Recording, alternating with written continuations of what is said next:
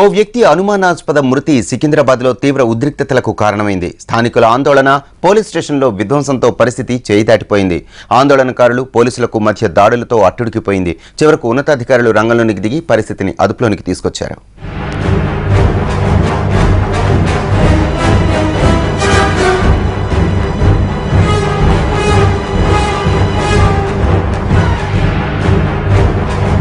Secunderabad Marredpally police station పరిసర ప్రాంతాలు రణరంగంగా మారాయి. మొన్న జరిగిన బోనాలలో పోలీసులతో గొడవ పడ్డాడంటూ బొన్నప్ప అనే వ్యక్తిని స్టేషన్కు తీసుకొచ్చి ప్రశ్నించారు. తర్వాత విడిచిపెట్టారు. అయితే బొన్నప్ప అనుమానాస్పద స్థితిలో చనిపోయాడు.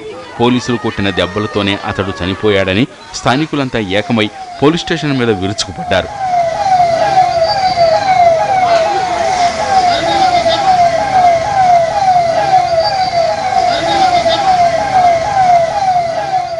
పిఎస్ నుంచి తీసుకొచ్చినాక మొత్తం మాటనే బంద్ చేసిండు, మాట్లాడతలేడు. హాస్పిటల్ తీసుకెళ్తే ఈయనను మేము చూడలేము, ఇక్కడ చిన్నగా గాంధీకి తీసుకెళ్ళండి అని చెప్పారు. గాంధీకి తీసుకెళ్దామని తీసుకుపోతుంటే మధ్యలోనే చనిపోయాడు సార్. పిఎస్ ఆవరణలో ఉన్న వాహనాలకు నిప్పు పెట్టారు. అంతటితో ఆగకుండా లోపలికి వెళ్లి సిబ్బందిపై దాడి చేశారు. ఫర్నిచర్తో పాటు అక్కడ ఉన్న కంప్యూటర్లను ధ్వంసం చేశారు. ఈ దాడిలో ఎస్ఐ సహా 4 కానిస్టేబుళ్లకు తీవ్ర గాయాలయ్యాయి.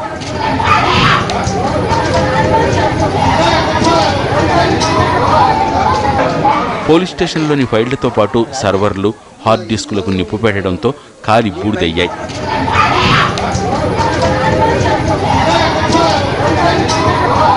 ఆందోళనకారుల్ని అడ్డుకునేందుకు పోలీసులు లాఠీలకు పనిచెప్పాల్సి వచ్చింది.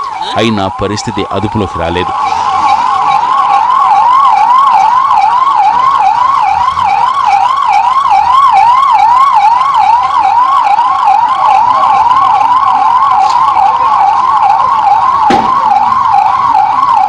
విషయం తెలుసుకుని ఘటనా స్థలానికి వచ్చిన సికింద్రాబాద్ డీసీపీ వివరాలు అడిగి తెలుసుకున్నారు.